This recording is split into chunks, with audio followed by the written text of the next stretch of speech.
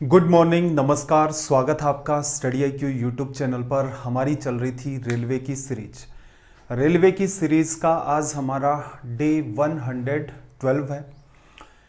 Starting के 90 days में हमने सिलेबस कंप्लीट किया था, डिस्कस किए थे हमने 1730 से भी ज़्यादा सवाल। उसके बाद 15 क्लासेज अपनी चली थी रिवीजन की। रिवीजन में हमने डिस्कस किए थे 700 से भी ज़्यादा सवाल। उसके बाद हमने स्टार्ट किए थे मॉक टेस्ट। मॉक टेस्ट का लेवल रेलवे ने अब तक जितने भी पेपर पूछे उनके कंपैरिजन में काफ़ी उठा करके आपके सामने रखा गया है। तो इन सेशंस को अच्छे तरीके से देखें, आपको अच्छा खासा इंप्रूवमेंट मिलेगा। रेलवे में ही नहीं, इसके अलावा अगर आप भविष्य में SSC की एग्ज़ाम देते हैं, बैंकिंग की एग्ज़ाम देते हैं, CDS की एग्ज़ाम देते हैं, तो भी आपको अच्छी खासी चीज़ें यहाँ पर ऐसी मिलेंगी सीखने के लिए जिनको आप उन एग्ज़ाम्स में अप्लाई कर सकते हैं। और बच्चों की एग्ज़ाम स्टार्ट हो गई है, तो सभी बच्चों को जो रेलवे की एग्ज़ाम देने जा रहे हैं उनको मेरी तरफ से बेस्ट ऑफ लक। थोड़ा सा पॉजिटिव एटीट्यूड के साथ जाएं। एग्ज़ाम से पहले ही तय कर लें कि आपका पेपर अच्छा होने वाला है। बिल्कुल आपका पेपर अच्छा होगा।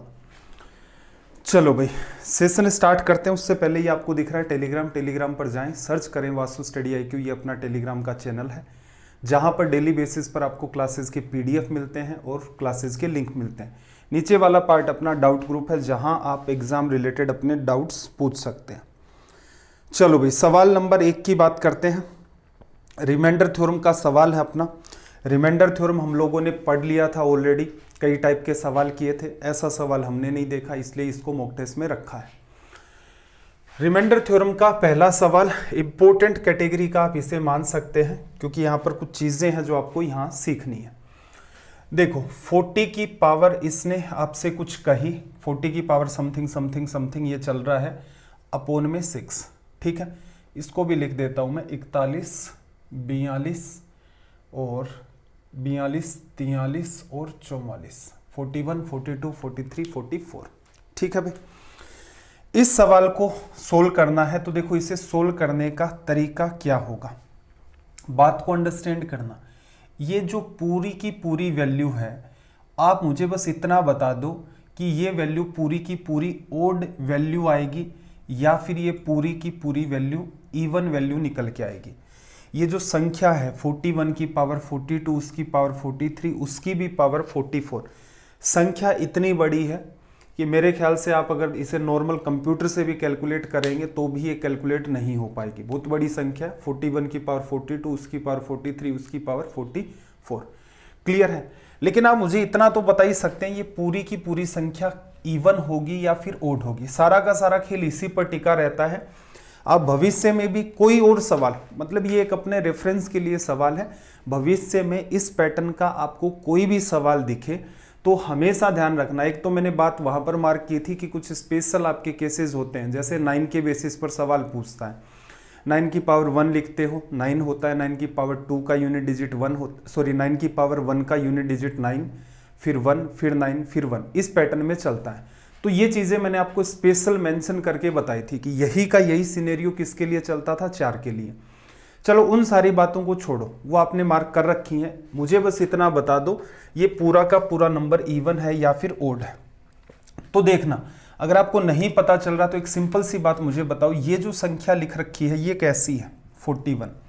ठीक है, 41 की आप कितनी भी पावर कर दो, कितनी भी पावर कर दो, तो मुझे एक बात बताना, अगर ये जो 41 है ये कैसा नंबर आपका? ओड। ठीक है, जैसे मैं रेफरेंस के लिए एक नंबर काम में ले लेता हूं, 3 की पावर अगर मैं 1 करूं तो मेरा रिजल्ट क्या आएगा? 3 आएगा। 3 की पावर अगर मैं 2 करूं तो मेरा रिजल्ट कितना आएगा? 9। 3 की पावर अगर मैं 3 करता हूं, रिजल्ट 27। 3 की पावर 4 करते हैं, रिजल्ट 81। मुझे एक सिंपल सी बात बताना, यहां पर बैठा हुआ नंबर कैसा है? ओड। इसकी पावर एक बार आपने ओड लिखी, ये नंबर फिर से ओड है, एक बार पावर इवन लिखी, फिर आपने पावर ओड लिखी, फिर आपने पावर इवन लिखी। लेकिन आपके जो रिजल्ट्स निकल के आ रहे हैं वो सारे के सारे कैसे नंबर हैं? Odd number. ठीक है, तो क्या आप ऐसा नहीं कह सकते? क्योंकि देखो, दिमाग इन्हीं चीज़ों से खुलता है। सीधे सीधे सवाल सोल्व करवाना मेरा उद्देश्य भी नहीं है, क्योंकि जहां मेरा उद्देश्य रिवीजन में था, पढ़ाते टाइम भी ऐसा उद्देश्य नहीं था कि मैं आपको नंबर ऑफ क्वेश्चंस करवाऊं। रिवीजन जब करवाया था, एक एक घंटे में आपको 50-50 सवाल भी करवाए थे। फिर मैंने कहा था कि मॉक टेस्ट की स्पीड थोड़ी स्लो चलेगी। ठीक है, चाहता तो मैं इसको सीधे सीधे एक्सप्लेन कर देता कि देखो ये होगा, इसकी वजह से ये आया, इसकी वजह से आंसर ही आएगा। लेकिन भविष्य में भी तो एक समस्या हो सकती है कि कोई डिफरेंट टाइप का सवाल आए, तब आप उसे कैसे टैकल करेंगे। तो हमने यहाँ पर 3 को यूज किया और ये पाया कि 3 की आप कितनी भी पावर कर दो, 3 की पावर मैंने k कर दी, k की वैल्यू क्या हो सकती है, 1 होगी, 2 होगी, 3 होगी, कितनी भी कर दो, हमेशा ही रिजल्ट क्या निकल के आया था आपका ओड। तो आप ये कह सकते हैं किसी भी ओड नंबर की कितनी भी पावर कर दो आपका नंबर निकल के आएगा ओड।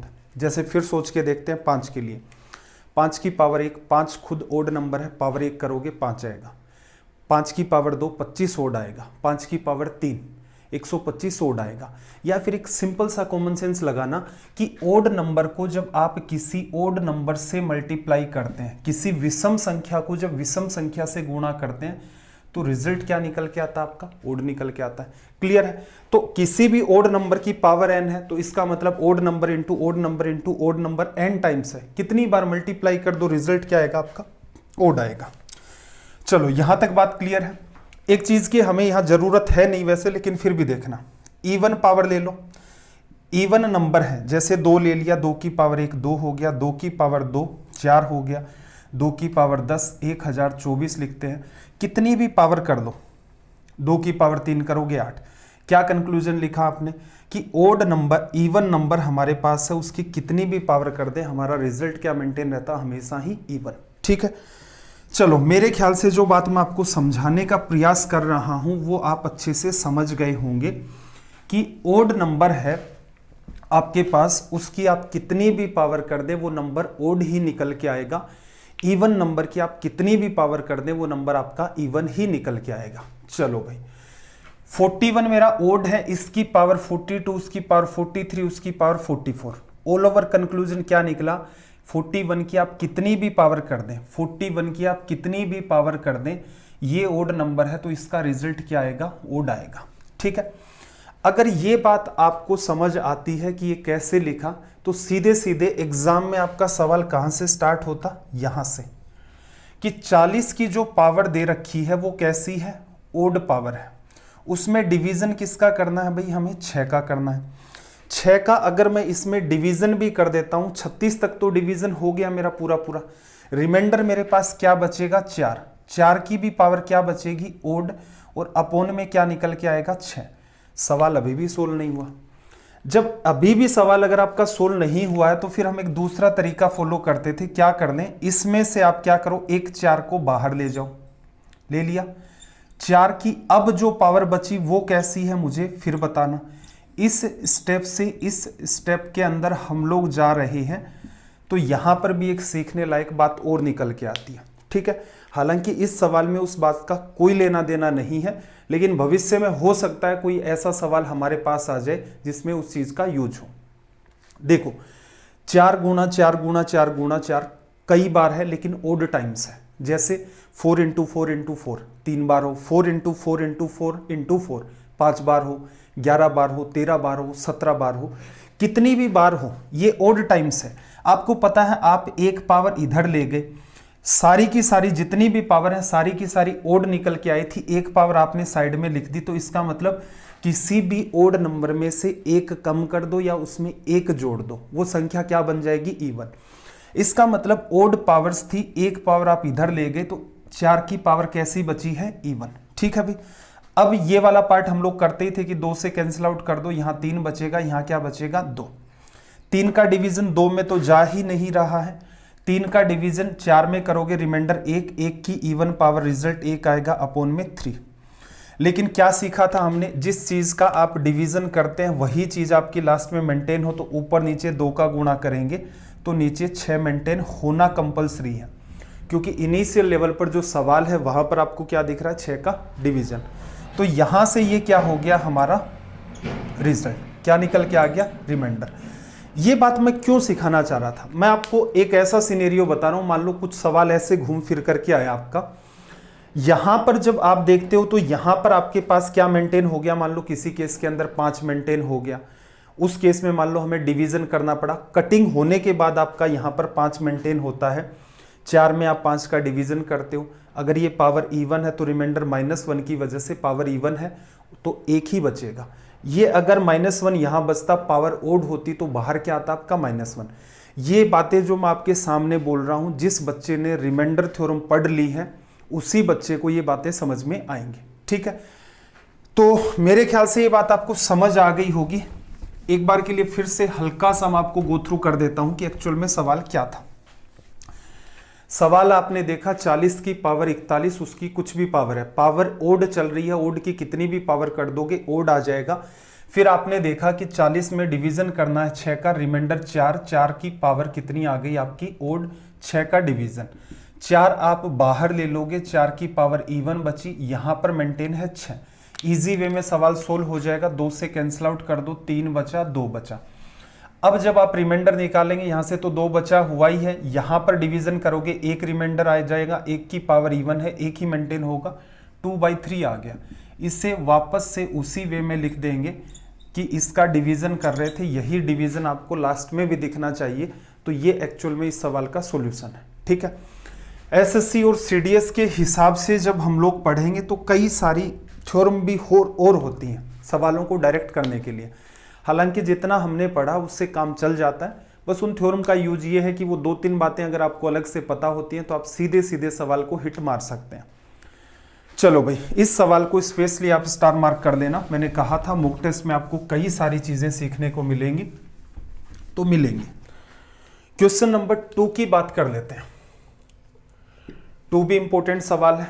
रीजन क्या है देखो, एक तो इसने किसको इन्वॉल्व कर लिया, बार का पैटर्न, डेसिमल एंड फ्रैक्शन में हमने पढ़ा था, उस बात को इन्वॉल्व कर लिया। इसके अलावा क्या खेल चल रहा है इसका, इसके अलावा इसने इन्वॉल्व कर लिया बोर्ड मास को।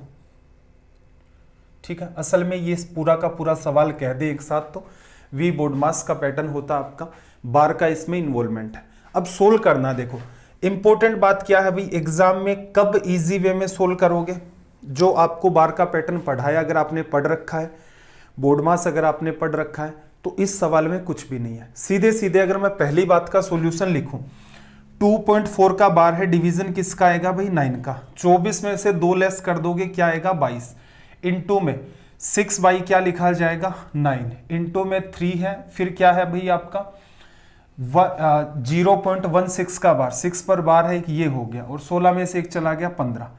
अब देखो मैं यहां पर और ज्यादा खास दिमाग नहीं लगा रहा चीजों के लिए। कोई बच्चा कहता है कि सर ये कैसे हुआ, पीछे 2 या 3 लेक्चर डले हुए हैं जिसके अंदर बार पैटर्न को डेसिमल और फ्रैक्शन के अंदर बहुत शानदार तरीके से एक्सप्लेन किया है। छोटे छोटे एग्जाम्पल के थ्रू हम बड़े बड़े एग्जाम्पल्स में गए थे। उन चैप्टर को देखें, बोर्ड मास आपको पढ़ा रखा, उन चैप्टर को देखें, आपको तुरंत समझ में आ जाएगा ये चीजें सीधे क्यों लिखी। अगला जो पार्ट है उसको देख लेते हैं भाई। 27 का बार है तो क्या लिख दें 27 डिवाइड बाई 99, इंटू में देखना फिर ब्रैकेट है पूरा का पूरा ब्रैकेट सोल्व होगा। 8.83 का बार क्या लिखोगे 90, 83 में से आप लेस कर दोगे किसको 8 को, तो कितना बचेगा भाई यहाँ पर 75। डिवीजन है, डिवीजन को क्या लिख दूं मैं यहाँ पर मल्टीप्लाई, 0.16 का बार, इंटरचेंज कर दिया मैंने मामला, तो 90 का डिवीजन होना था, नीचे क्या आता था अपना 15। ये बात लिखनी है। फिर से मैं कह रहा हूं कि अगर आपने पुराना नहीं पढ़ रखा, जिन बच्चों ने मेरे साथ साथ मेहनत की है, असल में देखा जाए मैं उन्हीं के लिए पढ़ा रहा हूं। कोई बच्चा बीच में आता है फिर वो ये समझना भी चाहता है, उनके लिए मैं नहीं पढ़ाता, गलत जगह पर आ गए आप। पुराने सेशन देखें, आपको इजी वे में समझ आएगा। देखो ये कैंसिल आउट हो गया, और कुछ भी हो रहा है क्या भाई, 9 से कैंसिल आउट करोगे ये आपका 3 बार, 3 3 9, ये भी कैंसिल आउट हो गया। ठीक है, इसके अलावा और कुछ कैंसिल आउट हो रहा है, देखना जरा, 6 से काटोगे 15 बार, 15 6 90 हो गया आपका, 15 5 आपका 75 हो गया। 11 से काटोगे 2 बार, 11 से काटा आपने 9 बार। ठीक है भाई, 10 में डिवीजन किसका आ गया आपका 9 का, डिवीजन गया एक बार, 0.11111 चल रहा है, क्या लिख दें 1.1 का बार, ये रिजल्ट हो गया। चलो भाई क्वेश्चन नंबर 3 की बात कर लेते हैं। ठीक है, और लेवल को देख करके इतना ज़्यादा तनाव नहीं लेना है। मैंने आपको पहले भी कहा था कि रेलवे में जैसा पेपर पूछा गया था आज तक के इतिहास के अंदर, जिस भी टाइप के पेपर आए थे उनके कंपैरिजन में हर मॉक टेस्ट का अपना लेवल आपको ठीक मिलेगा। तो ये भी नहीं सोचना है कि सर इतना आलतू फालतू नहीं है, रिलेवेंट ही कंटेंट है। देखना ट्राइंगल एबीसी में ए बी बराबर ए सी दे दिया। ट्राइंगल ए बी सी की जो पेरीमीटर है वो क्या है 8 2 प्लस रूट 2। बी सी की लंबाई ए बी की लंबाई की अंडर रूट 2 गुना है ट्राइंगल ए बी सी का एरिया। एक रैंडम आप ट्राइंगल बना लो। ट्राइंगल बना लिया हमने ए बी सी, ठीक है भाई। पेरीमीटर इसने दे दी। बी सी की जो लंबाई दे रखी है, बी सी की जो लंबाई है वो साइड ए बी की कितनी है अंडर रूट 2 गुना। इसको अगर आप x मानते हो तो ये वैल्यू क्या होगी x अंडर रूट 2, ठीक है। और ए बी बराबर ए सी उसने बता दिया। x लिखें। एक सिंपल सी बात बताना, ये x है ये x है x रूट 2। इसका मतलब ये सीन तो किस में क्रिएट होता है, दो साइड इक्वल है, ये x रूट 2 है। ऐसा सिनेरियो तो सिर्फ राइट एंगल ट्राइंगल में पॉसिबल होता है। इसका मतलब ये एंगल क्या है आपका 90 डिग्री। इंपॉर्टेंट बात बस यही थी यहां पर पकड़ने लायक, ठीक है। कंपैरिजन करने सबको जोड़ दोगे, x x x x common आ गया, 1 प्लस 1 2 प्लस रूट 2 और पेरीमीटर किसके बराबर है भाई 8 2 plus root 2। Cancel out, x की वैल्यू कितनी आ गई 8। अब या तो आप ऐसा करो भाई, आपकी ये बात पकड़ में नहीं है राइट एंगल ट्राइंगल वाली बात, तो सीधे क्या लिखोगे 8 8 8 अंडर रूट 2, ठीक है। या तो आप चाहें तो परपेंडिकुलर ड्रॉ कर ले, दो साइड इक्वल है इसका मतलब परपेंडिकुलर एकदम मिड में आएगा, हाइट निकाल लो, एक तरीका। इसके अलावा दूसरा तरीका हीरो का फॉर्मूला, और सबसे बेस्ट तरीका क्या हो गया भाई 90 डिग्री। इसका मतलब ये भुजा आपकी 8 है ये भी 8 है, राइट एंगल ट्राइंगल का एरिया 1/2 बेस इंटू हाइट 64 8 गुणा 8, तो एरिया कितना आ गया हमारे पास 32। ये लिखा जा सकता है। इंपॉर्टेंट बात क्या थी, इस ट्राइंगल को पकड़ना। चलो अगला सवाल मैं थोड़ा जूम कर देता हूं प्रॉपर दिख जाए आपको। लैंग्वेज को रीड करो जल्दी से।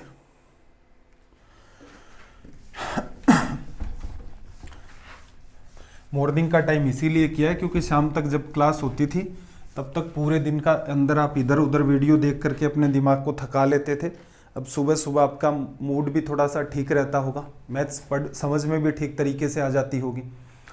देखो ए बी सी ने मिलकर एक व्यवसाय स्टार्ट किया है और ए ने बी की तुलना में 5000 अधिक किए और बी ने सी की तुलना में 6000 अधिक इन्वेस्ट किए।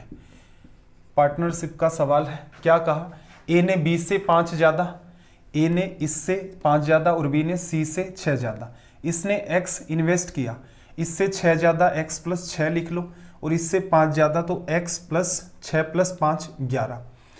तीनों का इन्वेस्टमेंट कितना है 53,000। क्या किया मैंने, सबके जीरो गायब कर दिए। 53,000 को 53 मान लिया, 6,000 और 5,000 को 6 और 5 मान लिया। फायदा क्या, कैलकुलेशन थोड़ी ठीक हो जाती है। सबका सम करोगे 3x हो गया 3x और ये 11 और 6 आपका 17, ठीक है। 3x बराबर सबको जोड़ रहे हैं, ये 17 आपका उधर चला गया तो आपके पास कितना बचा भाई 17 लेस कर दोगे तो 7 और 6 13 36 बच गया। x की वैल्यू कितनी आ गई भाई 12। आपसे क्या कह रहा है कि टोटल लाभ 31,800 में से ए का हिस्सा। टोटल लाभ या प्रॉफिट कितने का है भाई 53 का। इसी रेशियो में मिलना चाहिए था। ए का हिस्सा कितना है, x की वैल्यू रखो 12, 12 और 11 को ऐड कर दिया कितना आया आपके पास 23 और वैल्यू कितनी है 51800, ठीक। देखना जरा, अगर कुल प्रॉफिट आपका 53 का होता तो उसमें ए का हिस्सा क्या होता 23। 23 डिवाइड बाई 53 पार्ट ए के हिस्से में जाएगा, एक्चुअल मनी ये है उसका ये पार्ट निकाल दो। परफेक्ट आंसर आ रहा है, इसका मतलब ये इससे कट नहीं रहा, ये तो कटेगा। किससे कट रहा है भाई 6 से कट रहा है और 2 आपके जीरो। सोल्व कर दे, 6 3 18 12 और 13,800 रुपए हिस्सा क्या हो गया ए का। बेसिक सा ही सवाल था, कुछ खास था नहीं इसमें। चलो भाई नेक्स्ट सवाल पर आ जाते हैं। क्या कहा, एक डीलर किसी वस्तु का मूल्य क्रय मूल्य से 40% ज्यादा अंकित करता है। अंकित मूल्य पर क्या किया उसने 20% 25% की 2 क्रमिक छूट के साथ एक ग्राहक को बेच देता है। उससे 140 रुपए की हानि होती है तो उस वस्तु का क्रय मूल्य क्या होगा। सोल्व करने के कई सारे तरीके हो सकते हैं भाई। सोल्व करने के तरीके, या तो आप क्या करो, प्रॉफिट लॉस तभी पता चलेगा जब आपके पास सीपी और एसपी का रेशियो है। एक इजी तरीका ये है कि सीपी आप मान लो भाई 100 रुपए है, 100 रुपए सीपी है, 40% बढ़ा दिया तो तो इसका मतलब इसके ऊपर कितने रुपए लिख दिए, 140। 140 रुपए तो लिखे हैं। दो सक्सेसिव डिस्काउंट देता है, पहला 20% का, 140 मार्क प्राइस है, 20 का डिस्काउंट दे दिया तो कितने पर बेचेगा, 140 के 80% पर। 80% को क्या लिख लें, 4/5। इसके बाद एक डिस्काउंट और है 25% का, इस कीमत पर 25% का डिस्काउंट और, ये अपने आप में 100%। 25% का डिस्काउंट दे दिया, कितना बचा, 75%, 3/4। मार्क प्राइस से किस में चले गए, सेलिंग प्राइस। ये पूरी की पूरी सेलिंग प्राइस है।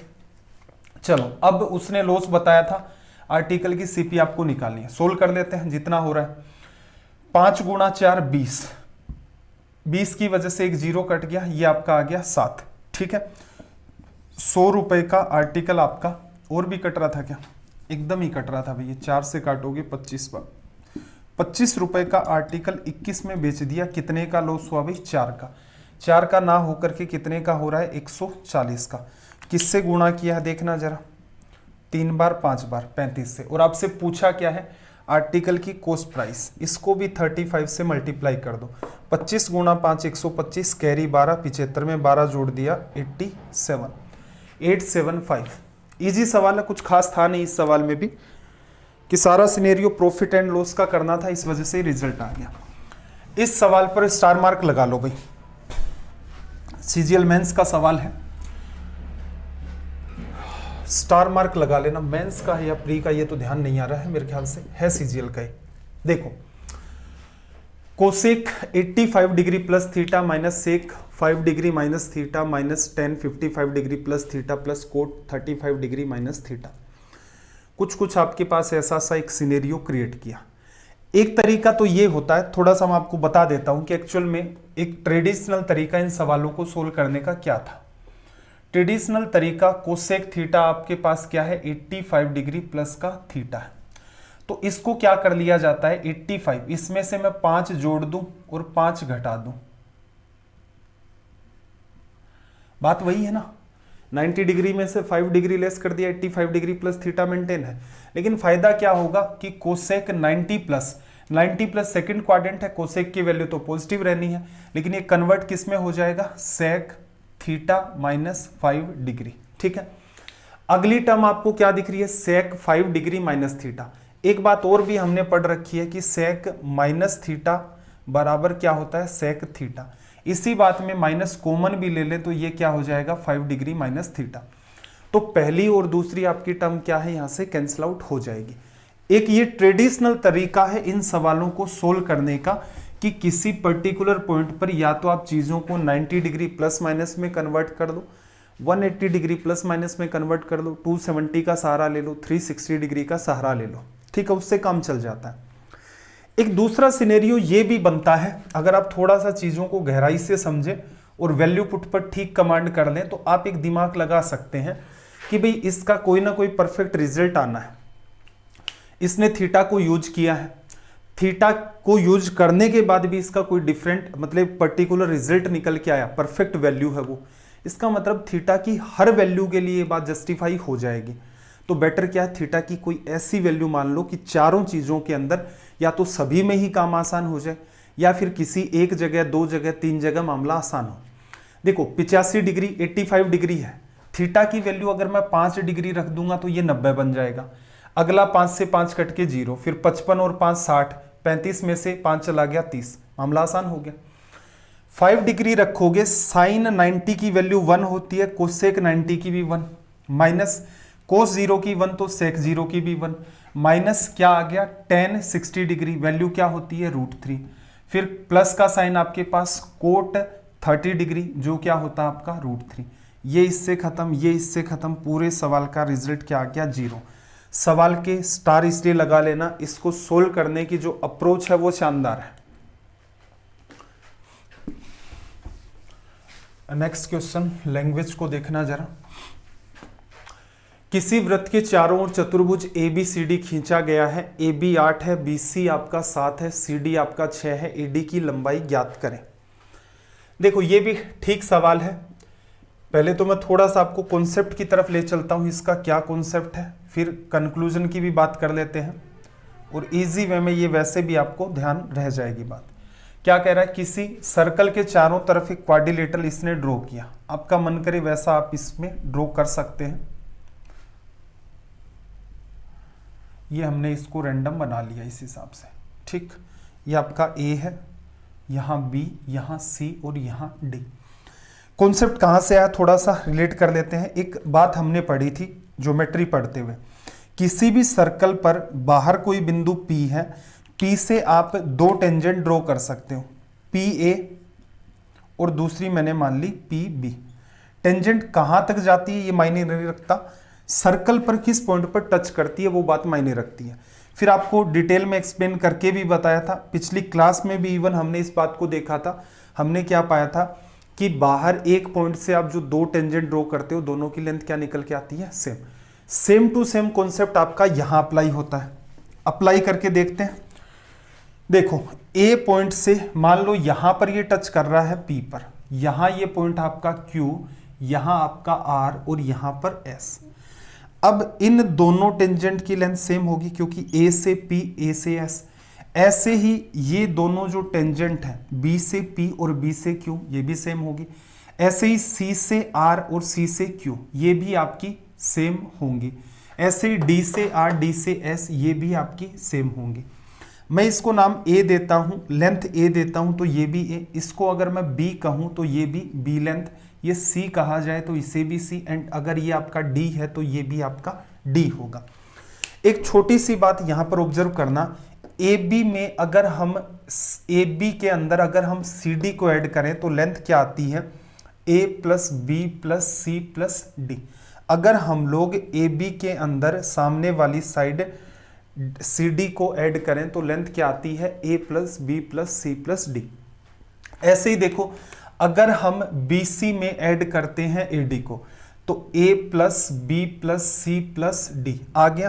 तो आप कह सकते हैं AB प्लस CD की वैल्यू वही होगी जो BC प्लस क्या है AD की, या यूं कह लो ये टेंजेंशियल आपका सर्कल होता है, टेंजेंशियल आपका क्वाड्रिलेटरल होता है, या इस सर्कल का नाम भी टेंजेंशियल सर्कल कहा जाता है। एक वीडियो इस पर मैंने सेपरेट बना भी रखा है, मेरे ख्याल से 30 मिनट के आसपास, कई सारी इसकी प्रॉपर्टी होती है, ठीक है। एसएससी सीडीएस के अंदर जब पढ़ेंगे तो बिल्कुल एक एक बात को खोलकर वैसे ही पढ़ना है, ठीक। यहां अपना जो इंपॉर्टेंट काम है कि आपको जो कुछ पढ़ाया, कई बार आप ये कह जाते हैं कि सर ये टिपिकल लेवल के सवाल आते हैं, ऐसे तो आपने करवाए नहीं। तो मैं आपको बस उन्हीं चीज़ों की तरफ हिंट करवा रहा हूँ कि जो हमने पढ़ा था उन्हीं को यूज करके आप क्या क्या रिजल्ट निकाल सकते हैं। एग्जाम में जैसे ही आपने डायग्राम बनाया तुरंत के तुरंत बात क्लिक हो गई कि अच्छा ऐसा सिनेरियो तो हमने पढ़ा था। तो इन मॉक टेस्ट के अंदर आपके अंदर एक अच्छी खासी फिनिशिंग आ जाएगी। तो यहां से कंक्लूजन क्या निकला, कंक्लूजन सिंपल है, ABCD आपका जो क्वाड्रिलेटरल है आमने सामने की साइड्स का सम आपका इक्वल होता है। अब मेरे ख्याल से ABCD कोई भी बच्चा जज कर लेगा ABCD ऐसा होगा। AB की वैल्यू 8 है, इसके जस्ट पास में क्या है BC 7 है, और इसके AB के जस्ट सामने CD होता है 6 है। AD पूछ रहा है X, 8 6 14 में से 7 चला गया, रिजल्ट क्या आ गया 7। पहले चीज को गहराई से समझे, समझ में आ गया उसके बाद कुछ था ही नहीं सवाल में, वर्बली डील हो जाता है। चलिए भाई क्वेश्चन नंबर 8।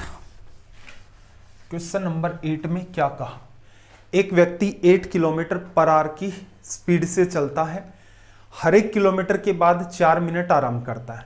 6 किलोमीटर की डिस्टेंस कवर करने में कितना टाइम लगेगा। एक सिंपल सी बात बताओ, अगर आदमी को 1 ही किलोमीटर जाना होता तो कितनी देर रेस्ट करता, तो आप कहते कि 1 किलोमीटर के बाद तो पहुंच ही जाएगा, रेस्ट कहां करेगा।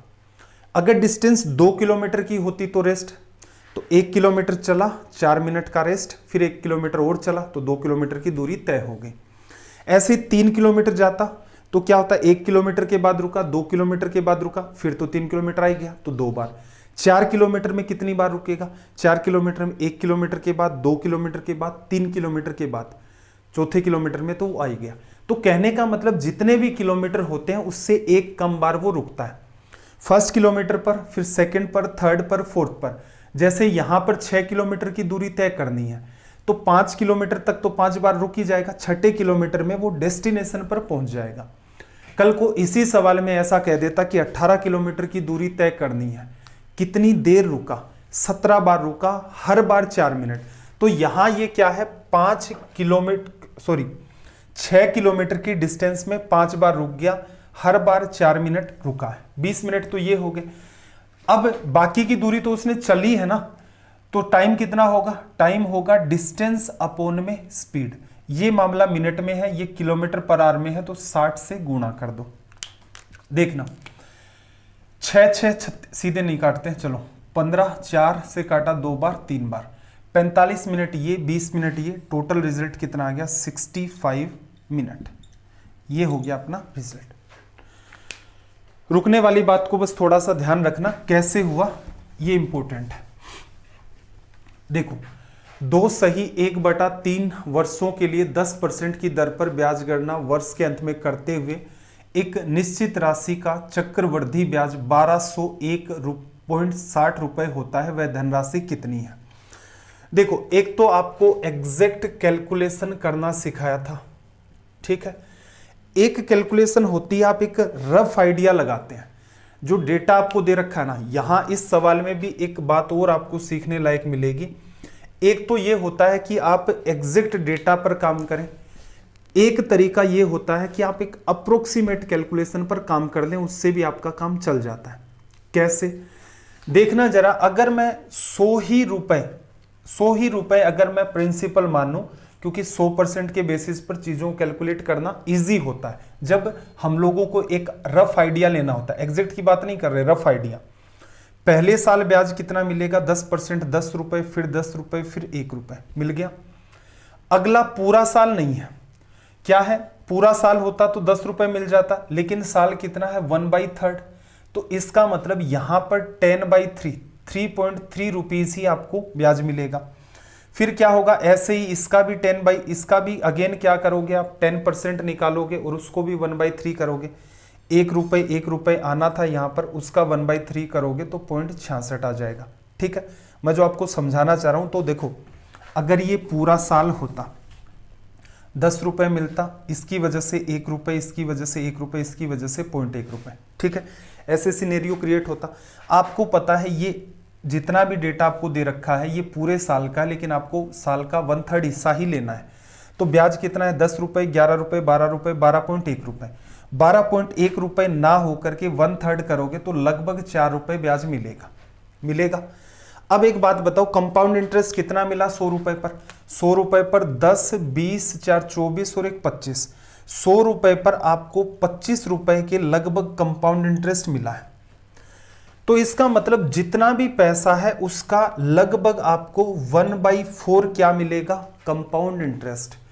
आपको लगभग 1200 रुपए ब्याज के रूप में मिले हैं। तो मुझे एक बात बताओ, यहां से अगर मैं वापस इस तरफ मूव करना चाहूं तो किससे गुणा कर दूं, इस राशि को 4 से गुणा कर दूं। 1200 को 4 से करेंगे तो कितना आएगा, 4800। कौन से ऑप्शन में, ऑप्शन सी के अंदर। ठीक है भाई, तो ये क्या तरीका होता है, अप्रोक्सीमेशन। एग्जामिनर आपसे क्या डिमांड करता है ऐसे सवालों में, एग्जामिनर डिमांड करता है कि आप एग्जैक्ट निकालने का प्रयास करें। जो बच्चा एग्जैक्ट निकालेगा, जाहिर सी बात है उसका टाइम काफी ज्यादा कंज्यूम होगा। देखो अगर बात नहीं समझ में आई है तो एक बार के लिए फिर से अंडरस्टैंड कर लो, मुझे लग रहा है। देखो एग्जैक्ट लोगे तो उसमें हर बात को डिटेल में लिखना है। यहां ऑप्शंस के बीच ठीक गैप मेंटेन है, जैसे 4200 से 4500, 300 का गैप है, फिर 300 का, 300 का। अप्रोक्सीमेशन में गड़बड़ क्या होती है, 20-50 रुपए की गड़बड़ होगी इस डेटा में, इससे ज्यादा हो भी नहीं सकती। आपने क्या मान लिया, 100 रुपए ब्याज के, पहले साल का ब्याज 10% पर 10, 10, 1, ये हो गया। तीसरा अगर मैं पूरा साल लूं तो 10 रुपए तो इसका, इनकी वजह से 1 और 1 इसकी वजह से 0.1। मैंने क्या किया, सीधे 10% निकाल दिए। पहला साल पूरा लेना था, दूसरा पूरा लेना था, लेकिन ये जितना भी है ये लगभग कितना है, 12 रुपए ब्याज पूरे साल का है, लेकिन साल पूरा नहीं है, 1/3 ही तो है। तो इसका क्या करोगे, 2/3 करोगे, तो इसका मतलब 4 रुपए यहां पर इंटरेस्ट मिलेगा। टोटल इंटरेस्ट 10, 20, 4, 24, 25, 25 रुपए टोटल ब्याज मिला है। आपको इंटरेस्ट दे रखा है, आपको प्रिंसिपल की नीड है, 4 गुना करते हो तो 1201.60 पर दिमाग नहीं लगा रहे। हमें भी पता है कि हमने इस 0.1 को गायब भी कर दिया, क्यों तनाव लेना भाई, डेटा दूर दूर है। तो आप यहां क्या करो, 1200 को 4 से गुणा कर दो, 4800 आपका रिजल्ट आएगा। ठीक, मेरे ख्याल से ये बात आप समझ पाए होंगे कि एग्जाम के अंदर अप्रोक्सीमेशन का क्या रोल होता है। जैसे आजकल जैसा सीजीएल है वो पेपर पूछ रहा है, तो उसमें जिस बच्चे को अप्रोक्सीमेशन का नॉलेज नहीं है वो इतने चैलेंजिंग टाइप के सवाल डाले उन्होंने कैलकुलेटिव नेचर के। 2018 मेंस में भी अभी रिसेंट में हुआ, उसके अंदर भी स्कोर बेहतर तभी हो पाएगा जब आपको नॉलेज है कि कैलकुलेशन के साथ भी खेलना संभव है, तभी। अदरवाइज क्या होते हैं, बहुत सारे बच्चे खूब मेहनत करते हैं, हर कॉन्सेप्ट उनका क्लियर होता है, कॉन्सेप्चुअल जब भी सवाल आते हैं उनके जैसा नॉलेज वाला कोई बंदा नहीं होता, हर सवाल को डील कर लेते हैं। लेकिन एग्जाम में सिर्फ नॉलेज से तो काम नहीं चलेगा। एग्जाम में वो क्या करते हैं, कैलकुलेटिव नेचर के सवाल डाल दिए। अब आप अगर उसको एग्जैक्ट तरीके से सोल्व करेंगे काफी टाइम कंज्यूम होगा। आप अप्रोक्सीमेशन लगा करके देखो, मामला बड़ा शानदार हो जाता है। और अगर आपका सपना बैंक पीओ बनना है तो याद रखना आपको अप्रोक्सीमेशन पर अच्छी खासी कमांड क्रिएट करनी पड़ेगी। इवन दो जैसे ऐसे सवाल होते हैं ना, अप्रोक्सीमेशन में सिखाया जाता है 6297 में डिवीजन किया 69 का, तो लगभग कितना रिजल्ट आएगा। जितना भी रिजल्ट आएगा उससे मुश्किल एक नंबर ज्यादा और एक नंबर कम, इसी के बीच में ये वेरिएशन क्रिएट करना संभव होता है। ऐसा संभव है, लेकिन थोड़ी सी प्रैक्टिस चाहिए। चलो खैर, रेलवे पर आते हैं। X square plus 3x plus 1 equals to में 0 है, एक्स की पावर 6 प्लस 1 बाई एक्स की पावर 6। आपको पता है जो सवाल पूछा है उसके लिए आपको किसकी नीड होती है, इसकी। ये आपको पता है कि इसकी वैल्यू क्या होगी, आप सवाल इजी वे में कर लेंगे। तो देखना, जो हमें इफ कंडीशन दे रखी है क्या उससे हम ऐसा कुछ बना सकते हैं, तो आपका जवाब होगा हाँ। x का डिवीजन कर दो, लेफ्ट में भी राइट में। 0 में तो x का डिवीजन करोगे 0 ही मेंटेन होगा, लेफ्ट में करोगे तो x स्क्वायर तो x बनेगा, प्लस का 3 उधर मैं भेज देता हूं -3 और 1 बाई एक्स, ये आ गया। अब आपके पास दो चॉइस है, या तो आप क्या करो, इस रास्ते को तय करना है, पहले स्क्वायर कर दो और उसके बाद क्यूब कर दो पावर 6, या फिर आपका मन करे तो पहले क्या कर दो, क्यूब कर दो और उसके बाद क्या कर दो, आप स्क्वायर कर दो, जैसा आपको कन्वीनियंट लगे। तो हम लोग क्या कर लेते हैं, पहले इसका स्क्वायर कर लेते हैं। x प्लस 1 बाई एक्स से स्क्वायर में जाएंगे तो -3 का स्क्वायर 9, 9 माइनस 2 कितना आएगा 7। X square plus 1 by x square 7 आ गया। अब क्यूब का पैटर्न फॉलो करना है, 7 का क्यूब 343 माइनस 3 इंटू में 721, रिजल्ट कितना आ गया 322। ये इसकी अप्रोच है।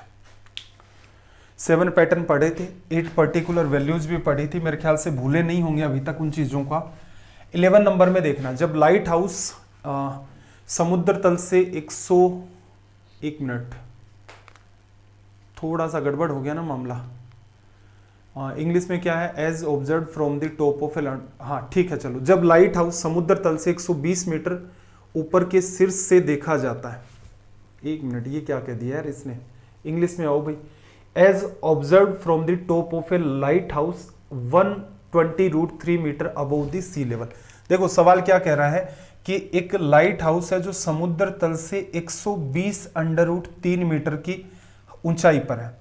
यहां से जब ऑब्जर्व किया जाता है तो एक जहाज है जिसका angle of depression, elevation depression में कोई कंफ्यूजन नहीं होगा, एंगल ऑफ डिप्रेशन यहां से बनेंगे। ऐसे डायग्राम में angle of elevation equals to में क्या पढ़ाया था, एंगल ऑफ डिप्रेशन। क्यों होता है ये बात अच्छे तरीके से आपको समझाई भी थी कि आप गली में जा रहे हैं, किसी को आपने छत के ऊपर देखा, आप दोनों की नजरें मिली, वो आपको देखता है तो उसने एंगल ऑफ डिप्रेशन बनाया। आप जब उसे ऊपर देखते हो तो आप एंगल ऑफ एलिवेशन बनाते हो। डायग्राम बना के बताया था कि आप दोनों में हो सकता है कुछ भी कॉमन ना हो, लेकिन उसका एंगल ऑफ डिप्रेशन और आपका एंगल ऑफ एलिवेशन क्या है, सेम। ठीक, तो वो बात है। तो ये छोटा एंगल है 30 डिग्री, ये बड़ा एंगल है 60 डिग्री, ऐसा ही बनेगा डायग्राम। ऐसा तो होगा नहीं, ये 30 बना लेगा ये 60, डायग्राम ही गलत होगा। ठीक है, ऑब्जर्व किया एक जहाज को, जहाज ने तय दूरी, यहां पर था जहाज, फिर मान लो यहां आ गया। अब 60 डिग्री में इसे क्या लिखते हो √3, इसे क्या लिखते हो 1, ये 2। अब एक बात बताओ, √3 किसको ऑब्जर्व बताता है, इसको। आपको इसकी वैल्यू चाहिए। √3 को ये बनाया, किससे गुणा किया, √3 तो है इसके पास, 120 से गुणा किया, तो ये वैल्यू कितनी आ जाएगी, 120 से गुणा करने पर 240 मीटर। ऐसे सवालों में ये भी कहा था एसएससी के लिए पढ़ाते टाइम कि डायग्राम तक को आप अवॉइड कर सकते हैं।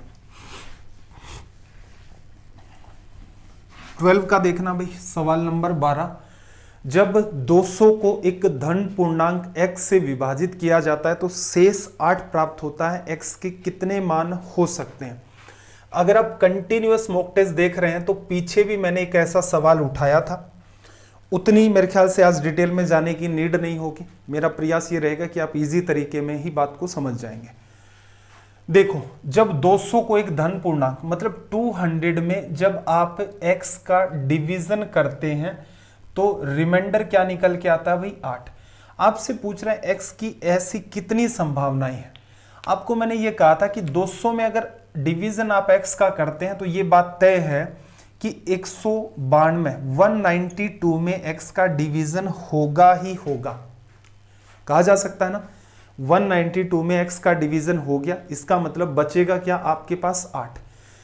अब एक बात ये भी तय है कि रिमाइंडर अगर 8 बचा है तो ये जो नंबर है 8 से बड़ा होगा, इक्वल भी नहीं है, 8 से बड़ा होगा, ये मस्ट है। रीजन क्या है? रिमाइंडर कभी भी ऐसा नहीं है कि आप 6 से डिवाइड कर रहे हैं और 10 आपका रिमाइंडर बच गया, संभव है क्या? मतलब ही नहीं है।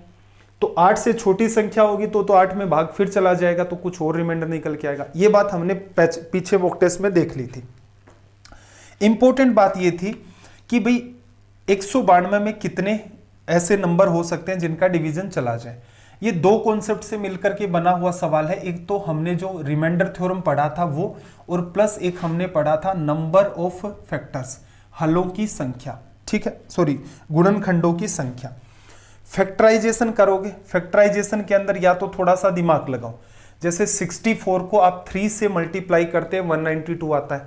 अगर इसमें कंफर्ट नहीं हो कि सर आपको तो पता है, अभी बार बार करते हैं सवाल तो ध्यान रह जाता है, नहीं पता तो क्या करो, 4 का डिवीजन हो रहा है, 4 कॉमन ले लो, नंबर छोटा होगा उसमें से भी 4 कॉमन ले लो। जैसे मैं इसमें एक 192 को फैक्टराइज करूं, 4 का डिवीजन किया, बाहर लिख लिया, डिवीजन कितनी बार गया? 4 4 16, 4 8 32, 4 गुणा में 16 गुणा में 3 लिख दिया।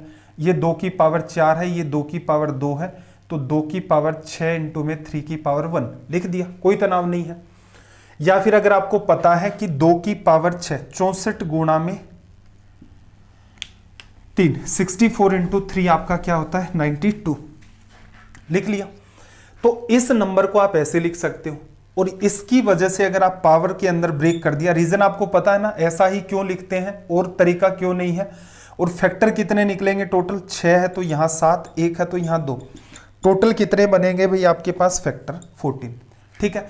तो इसका मतलब ऐसी 14 संख्याएं हैं, ऐसे हमारे पास 14 नंबर हैं जिनका आप 192 में डिवीजन करोगे तो रिमाइंडर क्या आएगा आपका? 0, ठीक है। अब हमें क्या देखना था भाई? हमें तो ये चेक करना था x की जो संख्या वो 8 से बड़ी होनी चाहिए, तो बेटर है इन 14 में से वो चेक कर लो जो छोटे हैं। अब यहां से दिमाग लगाना, 192 से दिमाग लगाओगे तो बात नहीं पकड़ में आएगी। इस संख्या में 1 का भाग जाएगा, 2 का जाएगा, बिल्कुल जाएगा, 2 की पावर 6, 2 6 बार है मल्टीप्लाई में, 3 का जाएगा, बिल्कुल जाएगा, 4 का जाएगा, क्या 2 इंटू 2 लिखा जा सकता है, क्या इसमें 5 का जाएगा? नहीं भी, 5 का फैक्टर नहीं है। 6 का जाएगा, 3 इंटू 2 लिखा जा सकता है। 7 का जाएगा, 7 तो बन ही नहीं रहा है। 8 का 2 की पावर 3 इंटू 2 की पावर 3 लिख तो डिवीजन हो रहा है। इसके ऊपर चेक करना नहीं, हमने क्या देखा? ऐसी 6 संख्याएं हैं जो 8 या उससे छोटी हैं, और टोटल संख्याएं कितनी है? 14। तो इन 6 को लेस कर दोगे, 3 6 संख्याओं को लेस कर दोगे तो आपके पास कितनी बचेंगी? 8 संख्याएं। तो ऐसे 8 नंबर संभव हैं। ऑप्शन सी आपका करेक्ट हो गया। सवालों का लेवल देखो उठाया इसीलिए है कि थोड़ा सा आपका दिमाग भी खुले। सिंसियरिटी के साथ आपने 90 डेज पढ़ा है या नहीं भी पढ़ा और ये मानते हैं कि आपको मैथ्स थोड़ा ठीक ठाक आता है, हर चैप्टर की आपके पास ठीक सी कमांड है, तो एटलीस्ट आप मॉक टेस्ट जरूर लगाएं। ये जो मैं आपको पैरेलल में लगवा रहा हूँ, इवन आप भविष्य में चाहे CHSL दें, CGL दें, CPO दें, CDS दें, स्टेट लेवल की XYZ कोई भी एग्जाम दे, बैंकिंग का कोई एग्जाम दे, इंश्योरेंस का कोई एग्जाम दे, आपको बिल्कुल इंप्रूवमेंट होगा। और जो बच्चे अभी मान लो जिन्होंने 90 डेज रेलवे का एग्जाम दिया है, वो बच्चे एग्जाम देकर के आए, तो उनसे रिक्वेस्ट है कि एटलीस्ट ग्रुप के ऊपर आप अपना मैथ्स का एक्सपीरियंस जरूर शेयर करें कि सर हमने 90 डेज आपसे पढ़ा था, हम एग्जाम के अंदर ये कुछ ऐसे अटेम्प्ट कर पाए थे। और इवन आप कमेंट यूट्यूब के अंदर भी क्या है, कमेंट सेक्शन में जाकर के कहा करें खुल के, ये भी कह सकते हैं कि सर आपने पढ़ाया नहीं आया उसमें से, ठीक है। तो दोनों ही बातें हैं। सवाल का स्तर अच्छा था, स्टार मार्क कर लेना। पिछली क्लास में इसे और ज्यादा डिटेल में हमने डिस्कस किया था। अगेन एक सवाल आपके पास क्या है, बोर्ड मास का। जब भी कभी जीवन में बोर्ड मास का सवाल देखें तो गलती होने के चांसेस ऑफ में होते हैं सबसे ज्यादा, और दूसरे नंबर पर एरर होने के चांसेस होते हैं डिवीजन करते टाइम, ऑफ में मैक्सिमम होते हैं। ये बात जिस बच्चे को पता है उसका कभी भविष्य में सवाल गलत हो ही नहीं सकता, होगा ही नहीं। तो देखो पहले क्या है, पहले सीधे सीधे देखना, 18 डिवीजन में 2 ऑफ 1/4। कुछ बच्चे क्या कर सकते हैं, 18 में 2 का डिवीजन किया, 9 आ गया ना। देखो एरर मैं बता रहा हूं क्या होती है, जब आप इन चीजों पर स्पेशल फोकस नहीं करते तो आप सोचेंगे अच्छा 18 डिवीजन में 2 है, ऑफ 1/4 है। बोर्ड मास पढ़ रहे हैं तो तोते की तरह हम लोग रट लेते हैं कि ऑफ पहले आएगा, उसके बाद डिवीजन, मल्टीप्लीकेशन, एडिशन, सब्ट्रैक्शन, ये वो, ठीक है। मैं आपको सीधे सीधे कहता हूं कि ये जो मल्टीप्लाई, एडिशन, डिवीजन है, एडिशन और आपका जो सब्ट्रैक्शन है उसका तो कोई सीन नहीं, आपका मन करे उसको पहले करो उसको बाद में करो, उसका कोई रोल नहीं है। आप जितने भी एग्जाम लेवल के आपके सवाल होंगे उनको ऑब्जर्व करेंगे तो पाएंगे उसका कोई रोल नहीं है। सारा का सारा खेल किसका है, ऑफ का और डिवीजन का। अब एक बच्चा हो सकता है ऐसे सोच ले कि इसमें डिवीजन कर दूं, 9 आ जाएगा, 9 इंटू में 1/4, रिजल्ट 9/4। प्रॉपर मेथड क्या था, पहले आप इसको सोल्व करते, 2 1/4 तो ये 1/2 होता, 18 में 1/2 का डिवीजन करते कितना आता, 36। 36 करेक्ट होता, ये गलत होता। एरर पकड़ में आ रही है, ऐसी एरर अमूमन बच्चे कर देते हैं। चलो सोल्व करते हैं। 18 आपके पास है, 2 ऑफ 1/2 आप लिखेंगे तो क्या आ जाएगा, 2 इंटू 1/4, 1/2 डिवीजन है तो मल्टीप्लाई में उसको इंटरचेंज कर दो, इंटरचेंज करना भी सिखाया था, इंटू। फिर देखना पहले आपको दे रखा है 2/3, डिवीजन की जगह मल्टीप्लाई लिख दो, डेटा को चेंज कर दो, 4/3, आगे वाला मल्टीप्लाई में था ही, कोई तनाव नहीं है। अब देखना इंपॉर्टेंट बात यह है कि मैं यहां फिर से साइन चेंज कर रहा हूं, ठीक है, साइन चेंज कर रहा हूं, या फिर पहले क्या कर लूं, इसको डिवीजन ही रख लूं वरना तनाव आएगा। 2/3 है, डिवीजन 3/4, फिर डिवीजन ऑफ 3/4, तो यहां क्या करना है आपको, 2/3, फिर डिवीजन है 3 गुणा 3 बटा में 4 गुणा 4, 16। इंपॉर्टेंट बात आपके पास यही है, ठीक है। इसको भी अगर आप इंटरचेंज करके लिख लेते कि डिवीजन की जगह अगर हम लोग मल्टीप्लाई लिखें तो नीचे 4 गुणा 4 है वो ऊपर चला जाएगा, और यहां पर कितना है, 3 गुणा 3, 9 यहां बन जाएगा, ठीक है। ये कॉमन सेंस भी आप लगा सकते थे। चलो भाई सोल्व करें, यहां पर सोल्व करेंगे यहां से, तो देखना जरा ये इंपॉर्टेंट टास्क आपके पास, इंपॉर्टेंट टास्क क्या है देखना, ऊपर 16 2 32, नीचे 27, इसको मल्टीप्लाई करके लिख लो आप 27/32, ये इजी हो जाएगा। एग्जाम में हालांकि मिटाने का तो ऑप्शन नहीं होता अपने पास, लेकिन कैंसिल आउट करके क्रॉस कर दो, पूरे को इंटरचेंज करके लिख दो, अदरवाइज पूरा लिखोगे तो और ज्यादा टाइम कंज्यूम होगा। कैंसिल आउट कर दें, देखो 3 3 9 18, 2 बार कैंसिल आउट, 2 गुणा 2 4 गुणा 2 8 गुणा 4 32, कैंसिल आउट, 27 गुणा में 5 कितना आ गया भाई, 135, डिवीजन में 8। ऑप्शन में देखना 8 का डिवीजन करोगे एक बार, 5 बचा, 8 6 48, कितना बचा, 8 7 15, 16 7/8। ऑप्शन आपका क्या हो गया, बी। ध्यान रखना एरर ऑफ और डिवीजन की ही हो सकती है, बाकी एरर होने के कोई चांसेस नहीं है।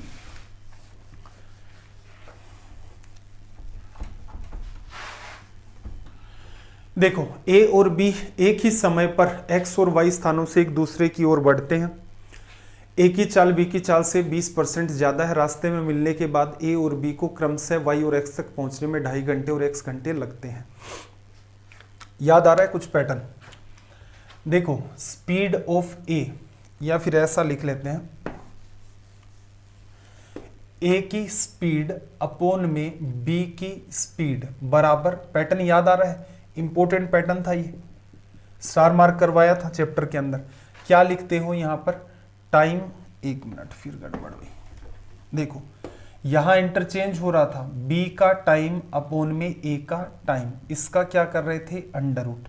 ये बात जिस बच्चे को पता है वो सीधे सीधे डील कर लेगा। कैसे भाई, ए की जो स्पीड है वो बी से 20% ज्यादा है, ए की स्पीड बी से 20%, 20% 1/5, बी की स्पीड 5 लोगे तो ए की क्या हो जाएगी 6। रास्ते में मिलने के बाद ए और बी क्रमशः वाई और एक्स तक पहुंचने में ए कितना टाइम लेता है, 2.5 घंटे, मतलब 5/2 आवर्स, और ये एक्स लेता है। एक्स की वैल्यू निकालनी है, स्क्वायर कर दे, 36, 25, 2 ऊपर चला गया, 2x अपॉन में 5, 5 से कैंसिल आउट कर दिया, इसको इससे कैंसिल आउट करोगे, 18x की वैल्यू कितनी आ जाएगी, 3/5। अगर ये बात आपको पता है, ये वाली जो आपको मैंने पढ़ाते टाइम प्रूव भी करके बताई थी कि कुछ पैटर्न है स्पेसिफिक, एक तो डेल्टा वाला जो पैटर्न आपको बताया था, एक एवरेज स्पीड का पैटर्न बताया था, उसको यूज करना सबसे ज़्यादा जरूरी था, एक ये स्पेसिफिक टाइप का पैटर्न है, तो ये थोड़े से आपको ध्यान रखने, अगर ध्यान है तो सवाल बोर्ड ये धूमधाम से आप कर सकते हो, कोई तनाव ही नहीं है। अलजेब्रा का पैटर्न आपके सामने है एक,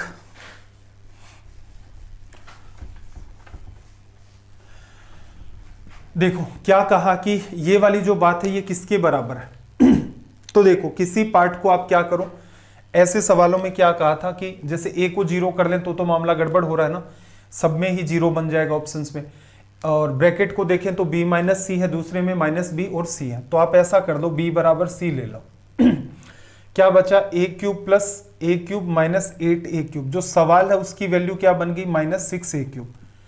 पहला ऑप्शन देखना, बी सी पहले ब्रैकेट में cancel out, minus B C cancel out, पहले ऑप्शन का रिजल्ट 6a² नहीं हो सकता, 6a का क्यूब, हाँ नहीं हो सकता।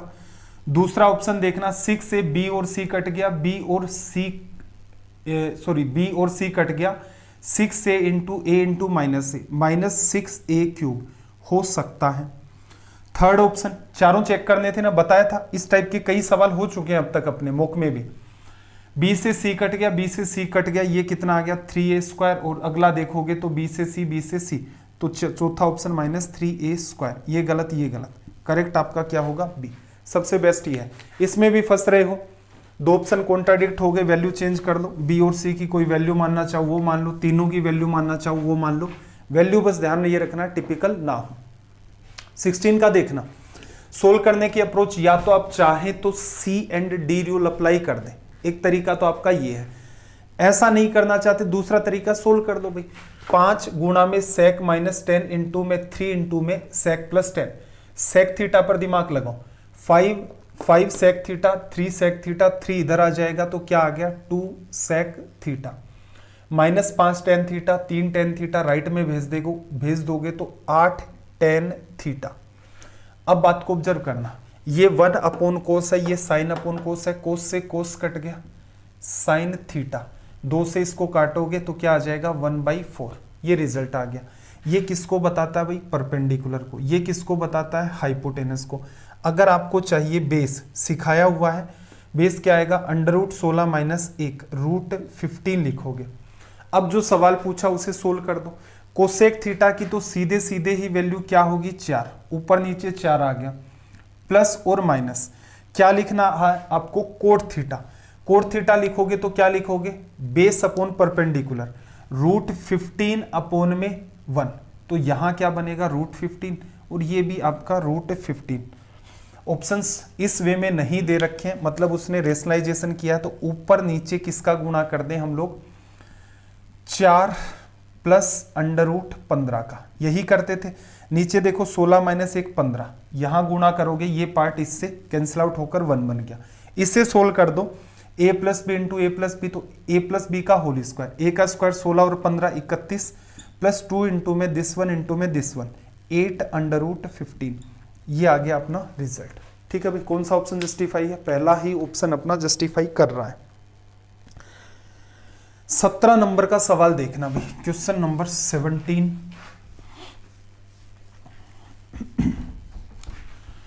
17 नंबर में इसने आपसे क्या कहा कि 2 sin theta plus 15 cos square theta equals to में 7 आपको दे रखा है।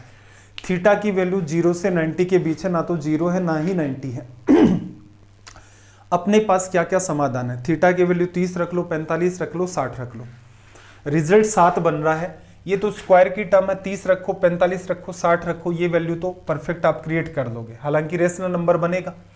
इसको टारगेट करो, अगर मैं 45 रखता हूं तो ये तो 1/2 बनेगा, लेकिन ये 1√2 तो 7 आने का चांस ही नहीं है। तो 45 क्यों रखें।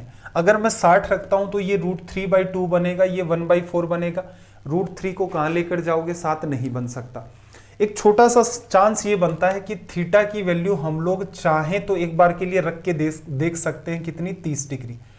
30 डिग्री जब आप इसे रखेंगे तो ये 1/2, इधर 1 बना, और ये क्या बनेगा, √3/2, cos 30 √3/2, स्क्वायर करोगे √3 का स्क्वायर 3 आ जाएगा, अपोन में 4।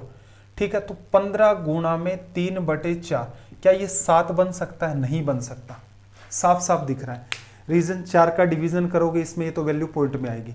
तो क्या करते थे ऐसे सवालों में, ऐसे सवालों में आपको बताया था कि एक तो आपके पास ये वाली कमांड होनी चाहिए कि एक्चुअल में कौन सी वैल्यू रख करके चेक करते हैं।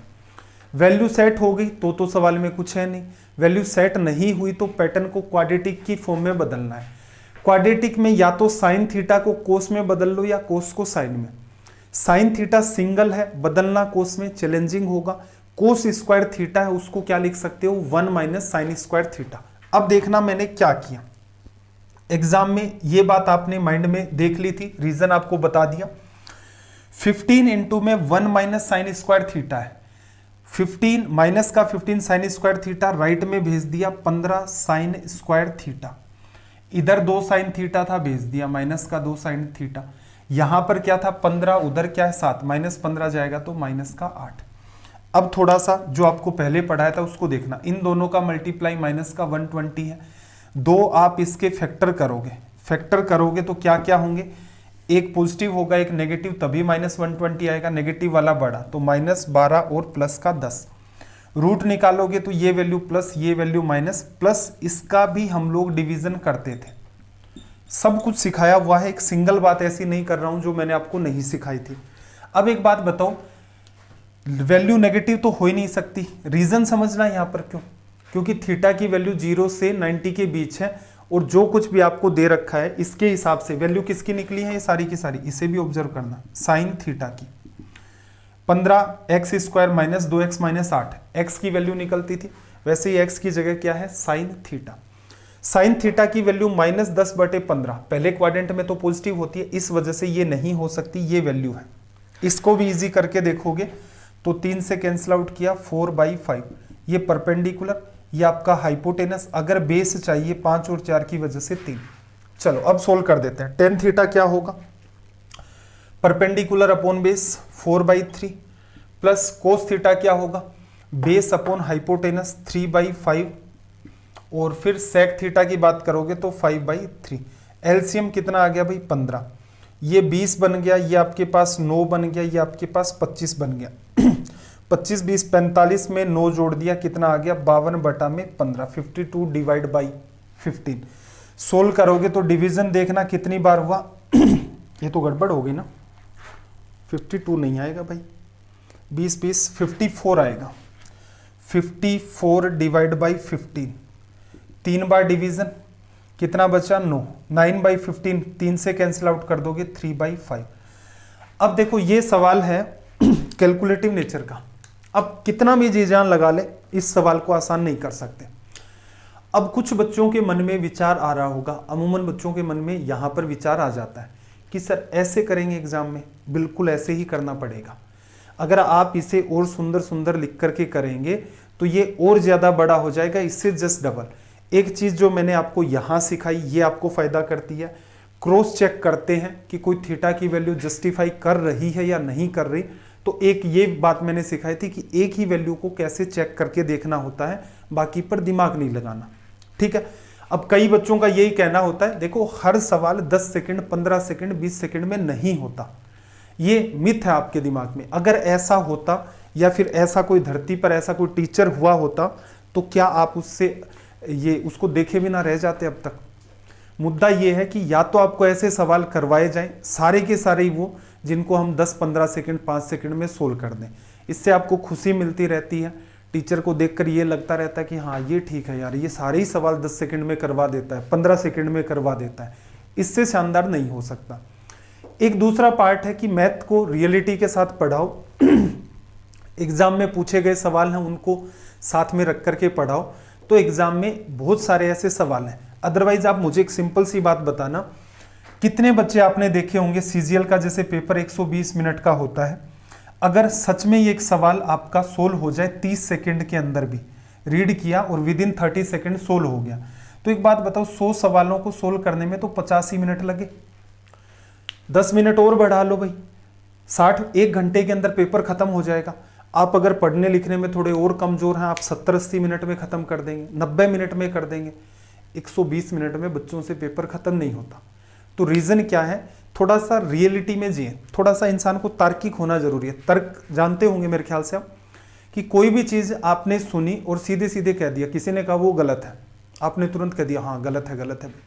किसी ने कहा सही है तो आपने कहा हाँ यार वो सही है। जैसे इतिहास वगैरह आप पढ़ते होंगे, हालांकि मैं चर्चाएं नहीं करता उन चीज़ों की, फिर भी थोड़ा सा तर्क वाली बात एक्सप्लेन करता हूं। जैसे अंबेडकर जी हैं, तो किसी ने कहीं से आपने सुना कि अंबेडकर जी ने समर्थन किया था कि जो सांप्रदायिक निर्वाचन होता है वो होना चाहिए, ठीक है। तो कुछ लोग, मतलब वो बात एक तरीके से देखा जाए तो गलत है, ठीक है। आपने एक बात सुनी कि अंबेडकर जी ने कहा था, या अंबेडकर जी सांप्रदायिक निर्वाचन के समर्थक थे, और आपने कह दिया यार अंबेडकर जी जैसा तो, मतलब अंबेडकर जी तो वो बोलते ही नहीं है, फिर वो कहेंगे यार अंबेडकर जैसा तो घटिया इंसान ही नहीं है। फिर रीजन, आपने एक तथ्य सुना कि हाँ यार ये चीज तो गलत थी, अगर वो उन लोगों के लिए अलग से आप इलेक्शन कंडक्ट करवाओगे तो वो समाज से अलग थलग रह जाएंगे। आपने सुना और आपने ये कह दिया कि अच्छा इन्होंने तो ये कहा था, ये आदमी तो गलत था, तो इसका मतलब आपके तर्क खत्म हो चुके हैं, आप चीज सुन ही नहीं रहे। एक छोटी सी बात के लिए आप पूरे के पूरे इंसान को खारिज कर देते हैं, ये गलत था। ऐसे देखा जाए तो गांधी जी के लिए कोई आपको कह देगा कि गांधी जी जो जाति व्यवस्था थी या वर्ण व्यवस्था थी उसके कट्टर समर्थक थे। उनकी बायोग्राफी अगर आप पढ़ेंगे, इतिहास के अंदर चीजों को गहराई से पढ़ेंगे, तोते की तरह नहीं, तो आप पाएंगे कि कहीं ना कहीं आपको देखने को मिलेगा कि गांधी जी जाति व्यवस्था के समर्थक थे और कट्टर समर्थक थे। अब आप उनको पढ़े, इसी स्टेटमेंट को आप तुरंत खारिज कर दें, अच्छा गांधी जी जैसा, अरे यार कैसी मूर्खता भरी बात कर रहा था, जाति व्यवस्था का कट्टर समर्थक था। तो मुद्दा ये है कि कोई भी इंसान 100% महान नहीं होता, लेकिन आप एक तुच्छ सी बात या उस किसी पर्टिकुलर देश काल वातावरण में किसी इंसान की कही गई छोटी सी बात या उसकी भूल की वजह से सिर्फ उसकी पूरे जीवन को ऐसे पैमाने के ऊपर नहीं रख सकते कि वो गलत था। ऐसा आपको हर इंसान में मिलेगा। कोई भी इंसान देखेंगे उसके कुछ अच्छे पक्ष होते हैं, कुछ बुरे पक्ष होते हैं। तो तार्किक होने का मतलब ये होता है कि किसी से आपने बात सुनी कि वो आदमी बुरा है, आप भी कहने लगे बुरा है बुरा है। किसी ने कहा कि वो आदमी अच्छा है तो आप भी कहने लगे अच्छा है अच्छा है। और एक प्रैक्टिकल एग्जाम्पल बताऊं, जैसे कृषि बिल आया अभी, 3 पार्ट्स में है, 3 बिल हैं एक्चुअल में। तो डिबेट सुनी होगी भाई कि कुछ लोग हैं, जैसे मेरे भी जानने वाले हैं ऐसे इस टाइप के, कि आंदोलन वगैरह हो रहा है इस टाइप का, तो आपका क्या मत है। तो मैंने कहा कि मेरा तो मत छोड़ो, आप अपना मत बताओ क्या है। तो बोले कि ये तो सरकार खा जाएगी ज़मीन, पूंजीवादी लोग हैं वो ज़मीन के ऊपर कब्जा कर लेंगे, ये कर लेंगे वो कर देंगे। तो फिर मैंने कहा ये कहाँ लिखा हुआ है। तो उसने कहा कि टीवी चैनल वाले कह रहे हैं, ये देखो व्हाट्सएप यूनिवर्सिटी भी यही बात कह रही है। फिर मैंने कहा इस बिल की कोई अच्छाई बताओ, कोई अच्छाई नहीं है। क्यों? व्हाट्सएप यूनिवर्सिटी के ऊपर लिखा हुआ ही नहीं है ऐसा कुछ है। मीडिया, सोशल मीडिया प्लेटफॉर्म पर भी वो कह रहे हैं कि हम तो जितने भी ट्वीट देखते हैं और कुछ देखते हैं, फेसबुक पोस्ट शेयर करते हैं, इनमें किसी भी चीज़ के अंदर इसकी कोई अच्छाई नहीं लिखी हुई है। अब मुझे एक बात बताओ, ऐसा कैसे हो सकता है? सुप्रीम कोर्ट भी चुप है। इसके अंदर कुछ कमियां होंगी, कुछ अच्छाइयां होंगी। मुद्दा ये है कि आप किसी को कह करके, नहीं मेरे दोस्त ने पढ़ रखा है, दोस्त से पूछोगे उसके दोस्त ने पढ़ रखा है, वो कह रहा था कि गलत है तो मैं भी इसीलिए विरोध कर रहा हूँ। तार्किक होने का मतलब ये नहीं होता। अगर ऐसा होगा तो फिर जीवन भर आपका वैसे ही शोषण ही होता रहेगा। तार्किक होने का मतलब ये है कि अगर आप कृषि बिल के ऊपर बात करते हैं तो कम से कम उस बिल को आपने थोड़ा बहुत तो पढ़ रखा। मीडिया से सुना हुआ उनकी बातें नहीं करते, मीडिया है ही नहीं, मतलब ये मान के चलो देश में। थोड़ा बहुत आपने उसको पढ़ रखा हो, समझ रखा हो, फिर टू दी पॉइंट बात करें कि भाई ये तो देखो इसके अंदर कमियां हैं, ये इसकी अच्छाइयां हैं। अगर इधर इधर से थोड़ा सा इसको सुधार कर लें तो इससे बेहतर कुछ नहीं हो सकता। वो लॉजिकल बात होती है। तो हमेशा जीवन में थोड़े तार्किक रहें कि जब भी कभी आप देखें कि मैथ्स को 5 सेकंड में उड़ा देंगे, 10 सेकंड में उड़ा देंगे, आपको अगर कंप्लीट उस बात पर फेथ हो रहा है, इसका मतलब आपकी तर्क शक्ति जो रीजनिंग है वो खत्म हो चुकी है। प्रैक्टिकल रखें कि यार एग्जाम में ये कह रहे हैं कि हर सवाल को 10 मिनट में खत्म करेंगे, 15 मिनट में, ऐसा संभव है? बिल्कुल भी संभव नहीं है। ठीक है, तो ये कुछ बातें हैं जो ठीक है, मेरे ख्याल से वैसे तो मैं प्रीफर नहीं करता, लेकिन वही है जीवन की, आपके पास एक छोटी सी दिशा भी होनी चाहिए कि सोचने का एक नज़रिया ये भी होता है। कहीं कहीं बातों से, जैसे कोई कह दे कि वो इंसान कैसा है, किसी से सुन रखा है, इस बात को लेकर कभी भी ना कहें, आपने उसको कितना जाना उसके बेसिस पर चीज़ों को कहें। देखो x बराबर क्या है 12.8 और 64.8 का मिड प्रपोर्शन, और y क्या है इसका थर्ड प्रपोर्शन, 2x रेशियो में y। देखो मिड प्रपोर्शन जब आप निकालेंगे तो क्या निकलेगा, 2 इंटू लिखना है, मिड प्रपोर्शन क्या लिखा जाएगा 12.8 इंटू में 64.8 ये लिखा जाएगा 2x की वैल्यू। थर्ड प्रपोर्शन क्या लिखते थे, देखो y क्या है 38.4 और 57.6 और y थर्ड प्रपोर्शन क्या देखा था, इसका और इसका रेशियो जो होता है वही इसका और इसका रेशियो होगा, या मैं कह लूं y अपॉन में ये होगा, वैसे ही दिस वन अपॉन ये होगा। जैसा आपका मन करे आप इसको लिख सकते हैं, ठीक है। मामला थोड़ा सा चैलेंजिंग जरूर रहेगा। जो रेशियो 38.4 का 57.6 से है वही रेशियो 57.6 का y के साथ होगा। y की वैल्यू y इधर जाएगा, इधर मल्टीप्लाई होगा 57.6 अपॉन में 38.4। इस सवाल में समस्या क्या है, इस सवाल के साथ समस्या ये है कि ये सवाल भयंकर कैलकुलेटिव नेचर का है, ठीक है। कैलकुलेटिव है इसका, तो क्या समाधान करें, थोड़ी सी समझदारी दिखा करके चीजों को थोड़ा आसान कर सकते हैं। समझदारी क्या होती है, समझदारी ये है कि यहां डेटा क्या है अंडर रूट में, कुछ ना कुछ जब तक कॉमन नहीं लेकर जाओगे तो मामला आसान नहीं होगा। एक तो ये कर सकते हो, इसका पॉइंट हटा करके इसको दे दो, दे दिया तो रीजन क्या है, दो प्लेस के ऊपर पॉइंट लगाया तो सीधे सीधे एक प्लेस पर आ जाएगा। और मामला आसान क्या हो सकता था भाई, 128 है, इससे 2 उठा करके, इसका 2 मैंने उठाया, 2 का भाग दे दिया, तो इधर क्या बचेगा, 2 का डिवीजन करने पर 324, ठीक है। इंपॉर्टेंट बात समझा रहा हूं मैं, कई बार कैलकुलेशन में हम लोग फंस जाते हैं, फिर निकलने का कोई समाधान नहीं होता, फिर हवा में तीर मारने स्टार्ट कर देते हैं। फिर जैसे ये देखा, अरे यार ये थोड़ा ना होगा सवाल सोल्व, बिल्कुल कैलकुलेटिव है लेकिन थोड़ा समाधान लग करें कि अंडर रूट की वैल्यू है, ऐसा मामला सेट करें कुछ ना कुछ एक दूसरे से कॉमन लेकर के या दे करके, जिससे ऐसी वैल्यू बने जिसका आप अंडर रूट ईजी वे में निकाल लें। मैंने इसका 2 इधर दे दिया क्योंकि मुझे पता था 256 करते ही ये किसका अंडर रूट हो जाएगा, अंडर रूट 256 करोगे क्या आ जाएगा 16। 324 किसका होगा भाई 18 का, लेकिन 2 प्लेस पर पॉइंट लगा है तो इसको मैंने क्या लिख लिया 1.8 लिख लिया।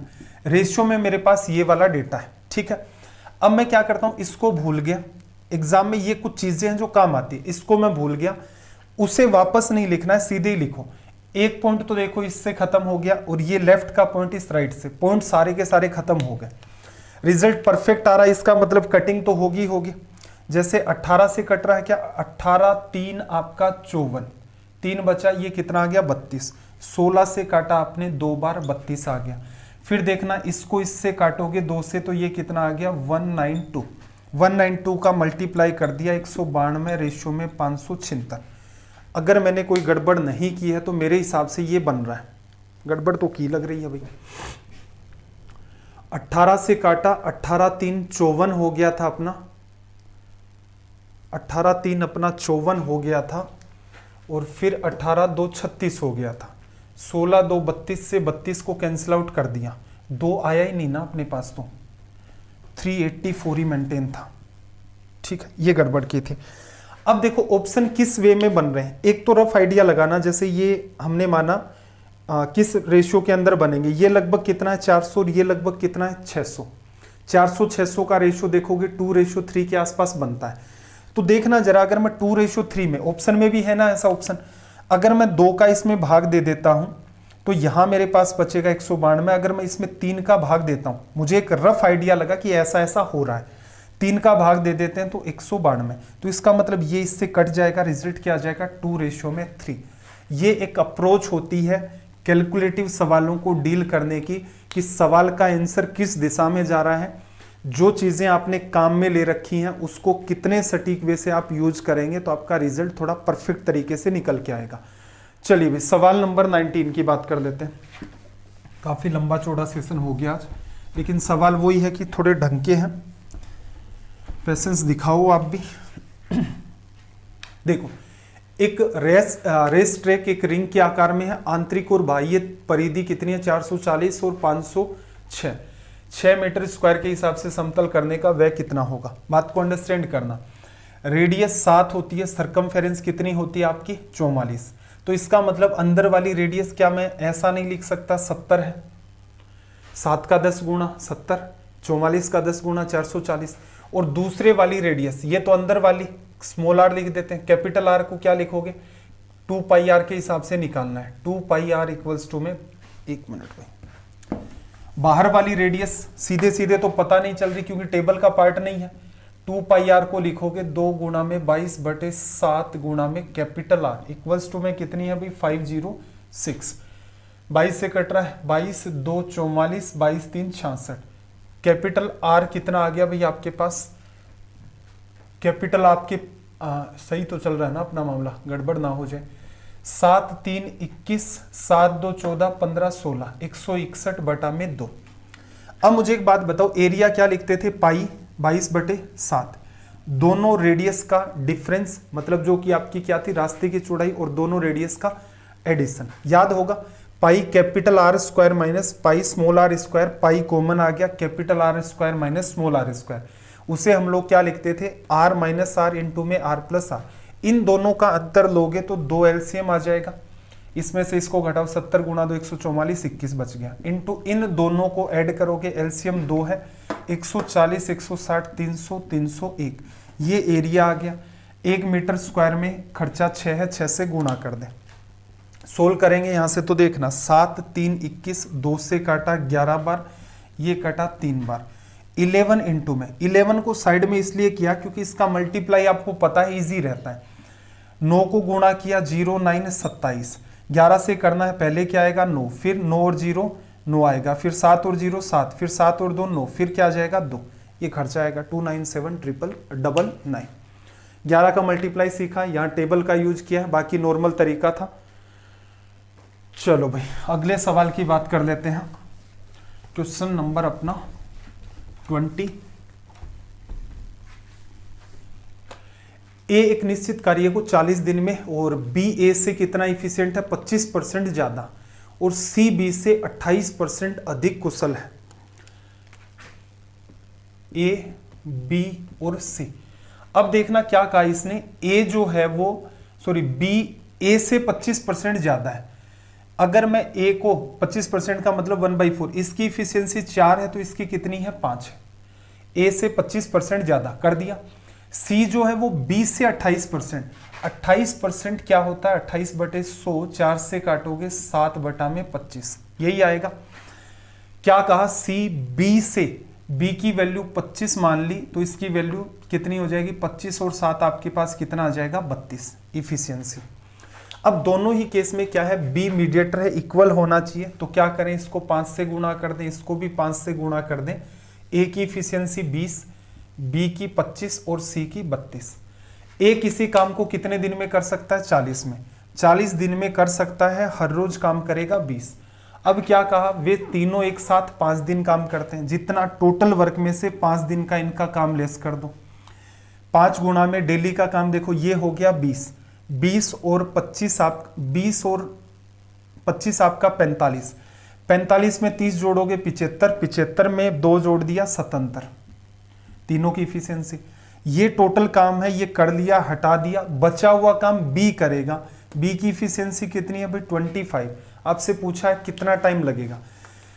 पूरा ना सोल्व करके 5 से काट दो। 5 से काटा 4 बार, ये खत्म हो गया। 160 में से 77 चला गया। 160 में से 80 चला जाए तो क्या बचेगा भाई? 80। और यहां पर क्या है आपके पास? 3 और 83/5, 16 5 80, 3/5। ऑप्शन ए आपका करेक्ट हो गया। पूरा सोल्व करेंगे तो थोड़ा सा हो सकता है कैलकुलेटिव बने, बाकी इजी वे में हो जाएगा। चलो भाई एक सवाल और ले ही लेते हैं, इतना टाइम हो ही गया तो। 21 ट्राइंगल एबीसी समबाहु त्रिभुज है, बिंदु डी बीसी पर स्थित है। और एडी की लंबाई परपेंडिकुलर बताया इसने, एडी की लंबाई देखो परपेंडिकुलर की लेंथ क्या बताई थी आपको पढ़ते टाइम, √3/2a जो कितने के बराबर है 4√3 के, कुछ सोचना ही नहीं था। a की वैल्यू कितनी आ गई 8।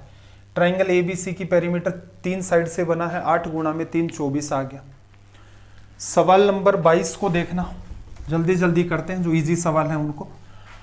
अनु किसी वस्तु का विक्रय मूल्य उसके उत्पादन लागत से 25% ज्यादा निश्चित करती है। यदि उस उत्पादन की लागत 20% बढ़ जाए और विक्रय मूल्य 10% बढ़ा दे तो उसका लाभ प्रतिशत क्या होगा। देखो अनु ने कोई आर्टिकल 100 रुपए में बनाया, ये उसकी सीपी है और उसने इसके ऊपर कितने रुपए लिख दिए, इसने उस पर लिख दिए 25% बढ़ा के 125, ठीक है। मार्क प्राइस कर दी या सेलिंग प्राइस है ना उसकी, ओके। मार्क प्राइस का तो कोई सीन ही नहीं है। उत्पादन लागत 20%, 100 रुपए लगते थे वहां पर 20 रुपए और लगने लग गए। अब वो क्या कह रही है कि ये जितनी भी रेट थी, कितनी थी 125, 10% और बढ़ा दी, मतलब 12.5 बढ़ा दी। क्या कह रही है लाभ प्रतिशत। देखो आज सीपी कितनी है 120 रुपए, ठीक है भाई। 120 से ये सेलिंग प्राइस है, ये कितनी ज्यादा है देखो 120 से 125 5 ज्यादा ये है और 12.5 अलग से, 17.5 का प्रॉफिट। ऐड करने की देखने की नीड नहीं है। 17.5 का प्रॉफिट 120 पर प्रतिशत में बदलना है गुणा 100। ये इससे चला गया, ये इससे चला गया, 12 से कैंसिल आउट किया एक बार, 5 बचा, 12 4 आपका 48, 14 पॉइंट समथिंग आ गया। तो एक ही ऑप्शन ऐसा है 14.6 लिख दो, रिजल्ट आ जाएगा। अगला सवाल देखना, पहली 4 संख्याओं का एवरेज 5वीं संख्या का 3 गुना है, ठीक है। सभी 5 संख्याओं का औसत 85.5 है तो 5वीं संख्या। देखो मैंने क्या किया, 5वीं संख्या को x मान लिया, तो इसका मतलब जो पहली 4 संख्याएं हैं, पहली 4 संख्याओं का एवरेज कितना होगा भाई 3 गुना। तो पहली 4 संख्याओं का एवरेज इसका 3 गुना 3x। अगर मैं चारों संख्याओं का सम करूं तो आपको भी पता है एवरेज को 4 संख्याओं से गुणा कर दो, सम आ गया। पहली 4 संख्याओं का सम 5वीं संख्या ये है और सब का एवरेज 85.8 है। संख्याएं 5 है तो 5 से गुणा कर दो, टोटल आ जाएगा 8 5 40, 5 4 20, 4 44, 8 5 40 और 2 42, ठीक है। मेरे ख्याल से करेक्ट ही किया होगा 80.58, ठीक है। 12 और 13x है, 13 का डिवीजन 3 बार, 13 3 39 और क्या बचा अपने पास, ये तो गड़बड़ हो रही है, 5 से गलत गुणा किया इसका मतलब, 5 8 40, फिर 5 को 5 से करोगे 25 और 3 29, 8 5 40 और 42, ठीक है ये सही आ रहा है। 13 से कैंसिल आउट किया, 3 बार 3 बचा, फिर 3 बार, x की वैल्यू कितनी आ गई भाई 33, ये रिजल्ट हो गया। पढ़ रखा है, मतलब ये तो नकली सवाल है एक तरीके से। 24 नंबर को देखना भाई, 24 नंबर क्या है। देखो क्या कहा कि समान धारिता, सबसे इंपॉर्टेंट बात यह है कि दोनों की जो कैपेसिटी है वो क्या है सेम। 2 बोतलें संतरे के रस से भरी हुई, एक में 35% है, दूसरी में कितना है 33, और ये कितना 1/3%। वे सेब के रस से पूरी तरीके से भरी जाती है, मतलब कुछ पार्ट तो संतरे का रस था इनके अंदर, ऑरेंज का था, फिर अगला क्या किया रिमेनिंग पार्ट को एप्पल के जूस से भर दिया, फिर दोनों बोतलों को एक ही बोतल में डाल दिया, मिश्रण में सेब का रस का प्रतिशत। ऐसा कर दो, सिंपल सा तरीका ये होगा कि भाई पहली बोतल क्या ले लो 100 मिलीलीटर की, इसमें संतरे का रस कितना है भाई 35, ऊपर वाला पार्ट कितना होगा 65%, ये हमारा क्या है एप्पल। अगली बोतल की साइज भी आपको 100 ही मिलीलीटर लेनी पड़ेगी। इसके अंदर देखना जरा 33 1/3 ये है, 100 में से घटाओगे, बार बार पढ़ चुके हैं, 66 2/3 लिख सकते हो इसको, या क्या है ये 100/3 है, तो यहाँ वाली वैल्यू ये सोल्व करते हो तो 200/3 है। ये ऐसी वैल्यू है जो कई बार पहले हम लोग काम में ले चुके हैं।